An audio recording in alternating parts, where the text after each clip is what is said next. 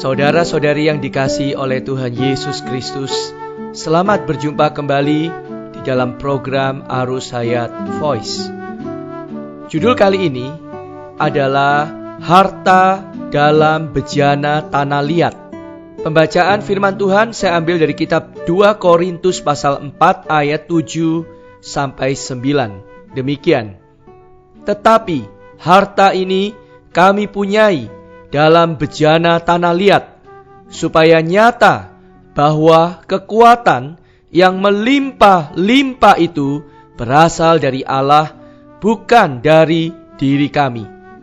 Dalam segala hal kami ditindas, namun tidak terjepit. Kami habis akal, namun tidak putus asa. Kami dianiaya, namun tidak ditinggalkan sendirian.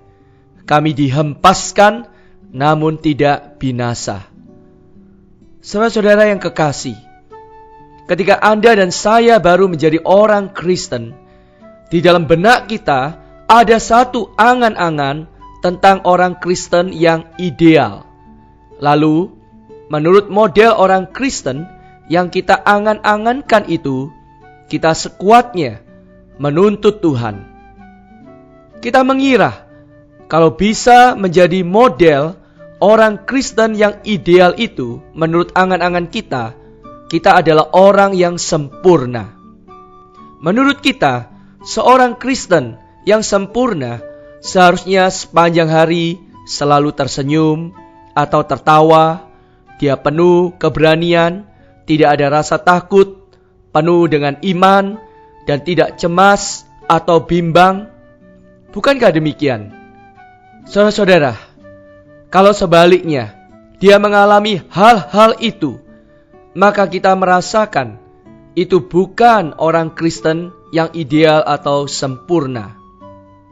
Di sini kita berjumpa dengan satu bejana tanah liat. Saudara-saudaraku, Anda dan saya adalah bejana tanah liat yang khusus diciptakan oleh Allah untuk menampung Allah. Bejana ini adalah bejana tanah liat, menunjukkan sifat bejana ini adalah rapuh dan getas serta mudah pecah. Tetapi keistimewaan bejana tanah liat ini ialah ada harta yang diletakkan di dalamnya. Bejana tanah liat ini menutupi harta ini. Harta ini ternyata dari bejana tanah liat. Saudara-saudaraku, inilah yang disebut kekristenan. Inilah yang disebut orang Kristen. Anda melihat di sini ada seorang yang bisa merasa takut, tetapi juga sangat kuat. Hatinya merasa duka, tetapi dia mempunyai pengharapan.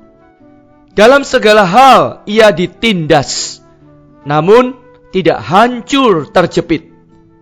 Meskipun dia teraniaya, namun tidak ditinggalkan sendirian. Oh, kelihatannya dia terhempas, namun tidak binasa.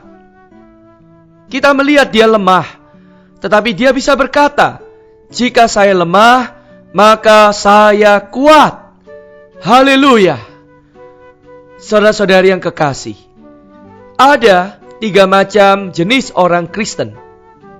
Orang Kristen yang pertama adalah orang Kristen yang tidak tahu bahwa di dalam dirinya ada harta yang luar biasa kekuatannya. Kedua, ada orang Kristen yang tahu di dalamnya ada harta yang luar biasa kekuatannya. Ia tahu, tetapi tidak memakainya. Jenis orang Kristen yang ketiga adalah orang Kristen yang bertindak dengan instingnya. Begitu masalah datang, kesulitan datang, dia langsung bereaksi secara alamiah dengan pikirannya, dengan caranya, kekuatannya sendiri. Dia berusaha menyelesaikan semuanya itu. Saudara-saudari yang kekasih, kekristenan bukan menghapus kelemahan. Kekristenan bukan hanya menghendaki kuasa Tuhan. Kekristenan adalah kekuatan Tuhan ternyata di atas kelemahan manusia. Harta ini adalah Kristus yang bangkit, yang kini berhuni di dalam kita. Sebagai bejana tanah liat yang lemah dan rapuh, Kristus dengan kuasa kebangkitannya adalah sumber suplai ilahi bagi kehidupan Kristiani kita. Saudara-saudaraku, bersandarkan kekuatan yang unggul dari harta di dalam bejana tanah liat inilah kita bisa menempuh dan mengatasi berbagai macam situasi dan kondisi yang terjadi dalam kehidupan Anda dan saya. Meskipun situasi tiap-tiap orang berbeda, namun harta di dalam kita semua adalah sama. Kekuatan yang melimpah-limpah di dalam Anda dan saya juga sama. Oh, haleluya. Saudara-saudari, mari kita semua belajar berpaling kepada harta yang di dalam kita. Harta yang berhuni di dalam kita ini. Kita menggunakan harta ini, yaitu Kristus dan kuasa kebangkitannya dengan kekuatannya yang berlimpah-limpah, yang hari ini berhuni tinggal di dalam Anda dan saya. Semoga kita bisa menggunakan harta ini dengan kekuatannya yang berlimpah-limpah di dalam kehidupan kita setiap hari, di dalam menghadapi segala persoalan dalam hidup kita. Mari kita berdoa. Tuhan Yesus, terima kasih. Kami bersyukur kepadamu. Meskipun kami bejana tanah liat yang getas, rapuh dan lemah, kami penuh dengan kelemahan. Namun kuasa Allah bekerja di dalam kelemahan manusia.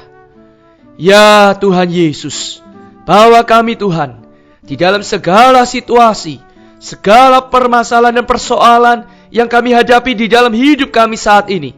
Kami bisa mengalami kekuatan yang berlimpah-limpah dari harta mustika di dalam kami. Tuhan Yesus, terima kasih. Kami memiliki Dikau sebagai mustika itu, harta itu. Oh, Kristus yang bangkit dengan kekuatannya yang berlimpah-limpah hari ini tinggal di dalam kami. Hanya di dalam nama Tuhan Yesus yang menang, kami berdoa. Amin. Saudara-saudari, demikianlah firman Tuhan yang telah saya sampaikan. Sampai bertemu pada kesempatan berikutnya. Kasih karunia Tuhan Yesus Kristus beserta dengan Anda semuanya. Amin.